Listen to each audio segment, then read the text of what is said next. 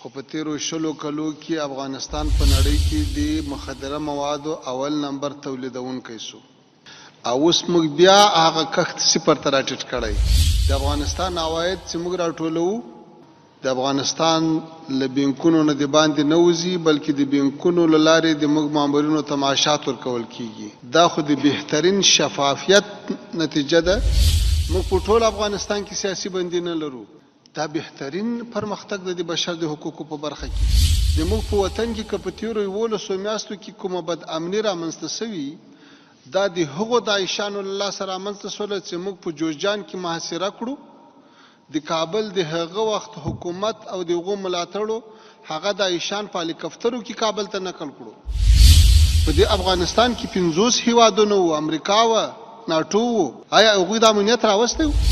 آیا موږ په دې اوس وخت کې 141 شخصي پوهنتونونه، 19 حکومتي پوهنتونونه چې شاوخوا 4.5 لکه محصلین پکې زده کړې کوي اوس خلاص نه کړو؟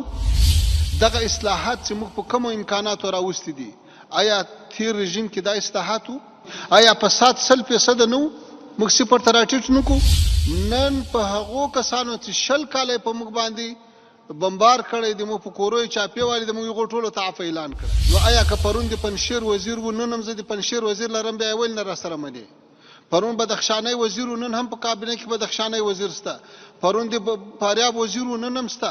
د کندهار وزیر سته، د ننګرهار سته، د کابل سته، د لوګر سته، د پکتیا سته. بیا ولې د ما حکومت افغان شمول نه دا هغه حکومت افغان شمول؟